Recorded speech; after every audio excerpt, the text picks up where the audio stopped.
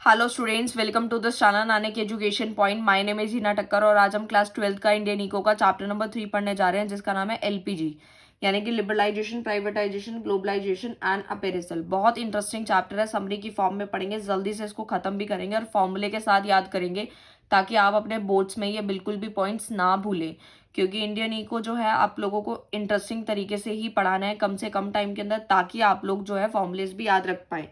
तो चलो सबसे पहले ये देख लेते हैं, चैप्टर फर्स्ट और सेकंड चैप्टर आप लोग पढ़ चुके हैं। अगर आपने नहीं पढ़ा तो आप पढ़ लीजिएगा, क्योंकि उसी के बाद ही आपको चीज़ समझ में आएगी। क्योंकि जो चैप्टर फर्स्ट है उसमें हमें यही देखा कि जब हमारा जो देश था, जब आज़ाद नहीं हुआ था, तो क्या प्रॉब्लम्स थी, यानी क्या सिचुएशन थी हमारे देश के अंदर जब आज़ाद हो गया था। यानी सेकेंड चैप्टर में हमने देखा कि 1950 से लेकर 90 तक का जो पीरियड था, यानी जो 40 ईयर्स थे, उसमें हम लोगों ने यही समझा कि हमारा जो भी रोल था वो पब्लिक सेक्टर का था, प्राइवेट सेक्टर का इतना रोल नहीं था।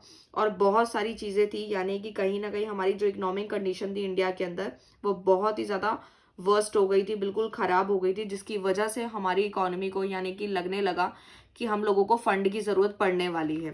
तो इसी फंड के लिए कहीं ना कहीं क्राइसिस हुए, यानी crisis of 1991 force India for financial help. इसी वजह से उन्हें लगा कि फंड की जरूरत पड़ेगी, तो इंडिया ने फाइनेंशियल हेल्प मांगी थी। कहाँ से? IMF, ये क्या है? International bank for reconstruction and development, IBRD, popularly known as world bank, जिसे हम वर्ल्ड बैंक भी कहते हैं। वहां से मदद मांगी थी कि फंड की ज़रूरत है, बट उन्होंने कुछ हम लोगों के यहाँ पे कुछ 3 चीज़ें रखी थी कि अगर आप वो एक्सेप्ट करेंगे तो ही आपको फंड मिल पाएगा। तो वो क्या था? सबसे पहला क्या था? हमारे removing restriction on private sector, की प्राइवेट सेक्टर के जो भी रिस्ट्रिक्शन लगाई गई हैं वो सारी की सारी हटाई जाए, और दूसरी गवर्नमेंट के रोल को कम किया जाए बहुत सारे एरियाज से।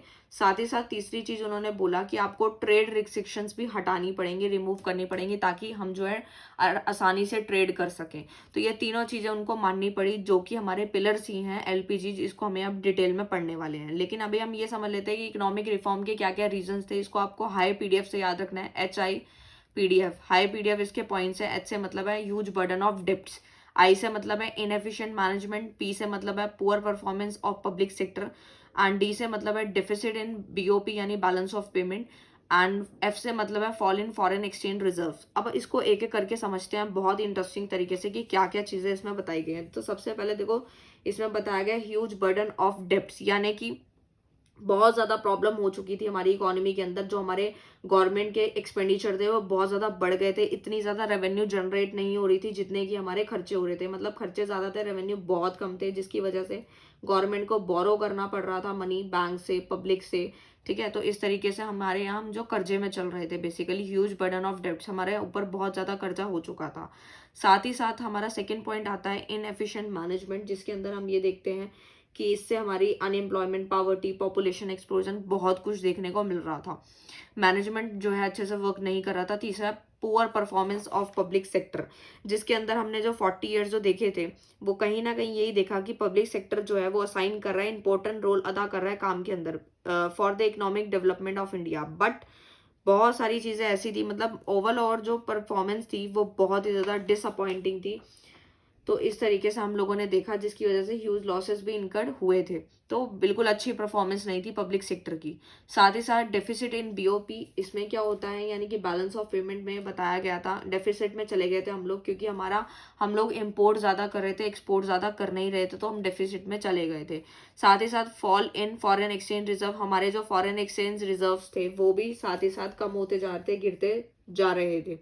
तो ये आई होप आपको समझ आ गया होगा। उसके बाद यही जो मैंने आपको समझाया कि फिर उसके बाद क्या होता है, न्यू इकोनॉमिक पॉलिसी यानी LPG जो है हमारी 1991 के अंदर यानी अनाउंस हुई थी जुलाई के अंदर, जिसके अंदर हमारे को, मैंने अभी आपको समझाया कि 3 पॉइंट्स बताए थे कि उन्होंने जो हमारे सामने जो वर्ल्ड बैंक ने जो रखा था, सिचुएशंस रखी थी, आपको फॉलो करनी है। तो कहीं ना कहीं उससे लिंक है। अभी आप समझ जाएंगे कि ये क्या क्या है। तो सबसे पहले लिबरलाइजेशन मतलब होता है refers to removal of entry and growth restriction on the private sector, यानी कि प्राइवेट सेक्टर के जितने भी एंट्रीज और ग्रोथ पे रिस्ट्रिक्शंस लगाई गई हैं उनको हटाया जाए, तो यानी कि लिबरलाइजेशन उसी को बोला जाता है। यानी कि हम आसानी से जो है अपना काम कर सके, फ्रीली अपना जो है काम कर पाए। साथ ही साथ प्राइवेटाइजेशन का मतलब क्या होता है, इसका मतलब होता है transfer of ownership, management and control of public sector to private sector, यानी कि जो हमारा पब्लिक सेक्टर का जो भी कंट्रोल था वो प्राइवेट सेक्टर को ट्रांसफर कर दिया जाए, यानी कि ज़्यादा से ज़्यादा प्राइवेटाइजेशन उससे बढ़ जाएगी।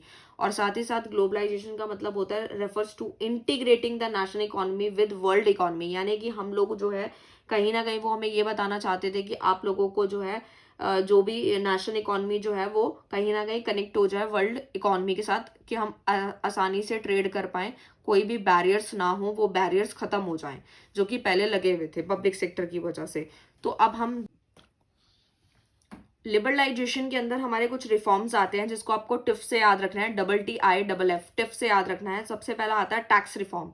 टी से मतलब है टैक्स रिफॉर्म, टी से मतलब है ट्रेड इन्वेस्टमेंट पॉलिसी, आई से मतलब है इंडस्ट्रियल सेक्टर रिफॉर्म, एफ से मतलब है फाइनेंशियल सेक्टर रिफॉर्म और एफ से मतलब है फॉरेन एक्सचेंज रिफॉर्म। अब इनके भी कोड्स बनाए हैं मैंने आपको याद रखने के लिए। जैसे टैक्स रिफॉर्म के अंदर आपको RS से याद रखना है, जैसे कि टैक्स रिफॉर्म में बताया गया था कि हमारे जो टैक्सेस थे उसमें रिडक्शन हो गया था बहुत ज्यादा। तो RS मतलब भैया, R से मतलब रिडक्शन इन टैक्सेस है, S से मतलब सिंप्लीफिकेशन ऑफ प्रोसेस। जो हमारा प्रोसेस था वो भी बहुत ज्यादा सिंपल हो गया था, मतलब जो टैक्स पेयर थे और many producer have been simplified, बहुत सारा चीजें जो है सिंप्लीफाइड हो गई थी टैक्स रिफॉर्म की वजह से। नेक्स्ट आता है हमारा ट्रेड इन्वेस्टमेंट पॉलिसी रिफॉर्म। इसको आपको फोर्स R से याद रखना है, यानी कि जो R है वो 4 बार आ रहा है, ठीक है, इस तरीके से। तो R से मतलब है रिमूवल ऑफ क्वांटिटेटिव रिस्ट्रिक्शन। जो हमारी क्वांटिटेटिव रिस्ट्रिक्शंस थी वो भी सारी की सारी हटाई गई थी, यानी कहीं ना कहीं जो हमारे क्वांटिटेटिव रिस्ट्रिक्शन थी इंपोर्ट पे, यानी मैन्युफैक्चर कंज्यूमर गुड्स हो गए, एग्रीकल्चर प्रोडक्ट वर फुल्ली रिमूव, वो बिल्कुल ही हटा दिए गए थे। और दूसरा आता है रिमूवर ऑफ एक्सपोर्ट ड्यूटीज। हमारी एक्सपोर्ट ड्यूटीज जो थी वो भी कहीं ना कहीं हटा दी गई थी ताकि हम लोग जो है आसानी से एक्सपोर्ट कर सके और हमारा जो कंपटीशन पोजीशन है वो भी इंक्रीज हो पाए, ताकि हम लोग जो है इंडियन गुड्स जो है आसानी से कंपटीशन में ला पाए। उसके बाद है रिडक्शन इन इम्पोर्ट ड्यूटीज। हमारी जो इम्पोर्ट ड्यूटीज थी वो भी, उसमें भी रिडक्शन होना शुरू हो गया था, यानी कि कहीं ना कहीं देखे तो इम्प्रूव हुई है कंपटीशन जो है डोमेस्टिक इंडस्ट्रीज का, वो भी एनेबल हुआ है them to import raw material at better prices. Relaxation in import licensing में क्या था, इसमें भी हमारी जो इम्पोर्ट लाइसेंसिंग सिस्टम थी उसमें भी रिलैक्सेशन हम लोगों को मिलने लगा। सेक्टर रिफॉर्म पे, इंडस्ट्रियल सेक्टर रिफॉर्म जो है उसको आपको डॉक्टर से याद रखना है, DR से याद रखना है। Decrease in role of public sector, यानी जो पब्लिक सेक्टर का रोल था वो भी डिक्रीज हो गया था, कम हो गया था। और इंडस्ट्रियल लाइसेंसिंग में रिडक्शन देखने को मिली थी, यानी कि पहले हमारे जो है काफी चीजों पे जो है लाइसेंसिंग थी जो कि अब जो है कम हो गई थी।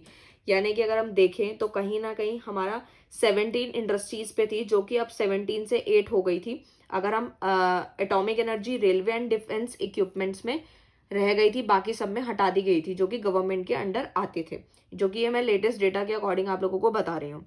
उसके बाद है CEO, यानी कि आपको CEO से याद रखना है फाइनेंशियल सेक्टर रिफॉर्म को फॉर्मूले से।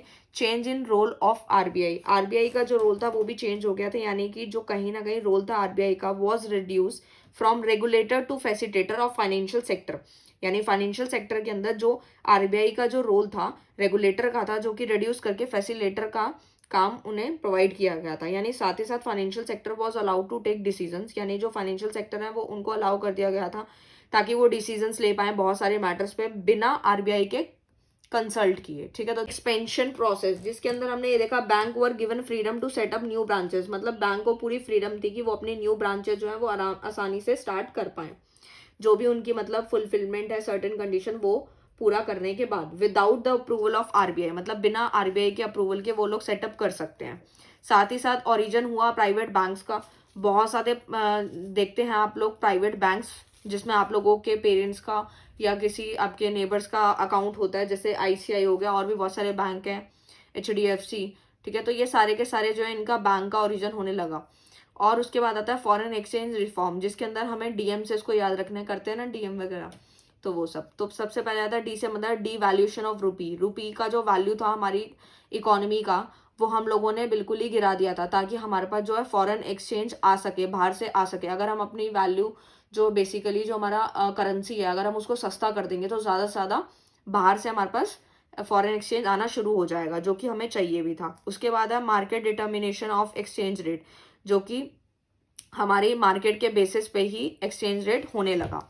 आई होप आपको यहाँ तक समझ आ गया होगा। नेक्स्ट हम लोग प्राइवेटाइजेशन का मतलब तो हम समझ गए थे, लेकिन प्राइवेटाइजेशन में दो चीजें आती हैं, एक होता है ट्रांसफर ऑफ ओनरशिप, एक होता है डिसइन्वेस्टमेंट। तो देखो, ट्रांसफर ऑफ ओनरशिप का मतलब होता है बेसिकली कि जब गवर्नमेंट जो होती है अपना पूरा का पूरा शेयर प्राइवेट को बेच दे, यानी प्राइवेट सेक्टर को बेच दे, तो वो ट्रांसफर ऑफ ओनरशिप होता है कि पूरा का पूरा जो शेयर है वो सेल आउट हो जाता है। ठीक है। और डिसइन्वेस्टमेंट क्या होता है? डिसइन्वेस्टमेंट का मतलब है जब कोई पब्लिक सेक्टर अपना, यानी गवर्नमेंट सेक्टर जो होता है वो अपना 51% शेयर अगर प्राइवेट सेक्टर को दे दे तो वो डिसइन्वेस्टमेंट होता है। आई होप आपको क्लियर है। नेक्स्ट इज हमारा काम हम खुद कर रहे थे पहले, अभी हम थर्ड पार्टी के द्वारा उस काम को करवा रहे हैं, ताकि which were easier perform by the organisation, ताकि ऑर्गेनाइजेशन को इजी हो जाए काम करना। क्योंकि बहुत सारे काम ऐसे होते हैं जो कि हमारे लिए इतने ज़्यादा इंपॉर्टेंट नहीं होते, तो हम किसी थर्ड पर्सन को, थर्ड पार्टी को ट्रांसफ़र कर देते हैं ताकि हमारा काम आसान हो जाए और जो इंपॉर्टेंट काम है वो हम खुद कर लें। ठीक है। तो वही हमारी कहीं ना कहीं आउटसोर्सिंग होती है। आउटसोर्सिंग के अंदर आप देखते होंगे कॉल सेंटर्स वगैरह आते हैं जो कि बहुत सारे लोगों को हायर करते हैं, और आईटी हो गया, ये सारी चीज़ें हमारी किस में आ जाती हैं? आउटसोर्सिंग में आ जाती हैं। जैसे जॉब्स वगैरह आप देखते हैं, बहुत सारी जॉब्स मिलती हैं, ये कहीं ना कहीं आउटसोर्सिंग का ही पार्ट है। नेक्स्ट आता है मेरिट ऑफ एलपीजी। एलपीजी हम जो पिलर्स पढ़े हैं उसके क्या क्या मेरिट्स हैं, तो उसको आपको याद रखना है, RIIC। ठीक है। रिक्स से आपको याद रखना है सबसे पहले rise in foreign exchange reserve. देखो, हमें ये तो पता चल गया कि जो हमने ये तीनों पिलर्स पढ़े हैं इससे हमारे को बहुत ज़्यादा बेनिफिट तो हुआ है।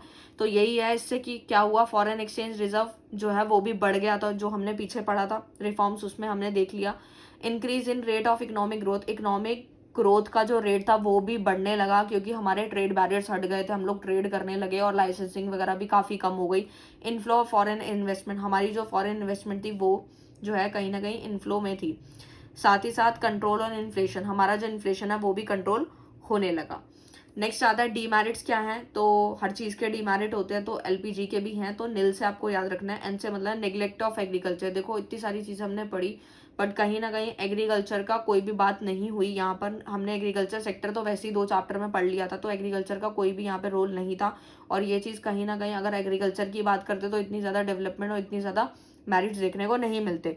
इनइफेक्टिव टैक्स पॉलिसी, हमारी जो टैक्स पॉलिसी थी वो भी इनइफेक्टिव थी। लास्ट है low level of industrial growth, हमारी जो इंडस्ट्री ग्रोथ थी वो भी बहुत ही ज़्यादा कम थी। आई होप आपको ये जो समरी थी वो बहुत अच्छे से समझ में आई हो, और अगर वीडियो अच्छा लगे तो प्लीज़ लाइक कर दीजिए, अगर शेयर कमेंट करें और चैनल को सब्सक्राइब करें। Thank you so much.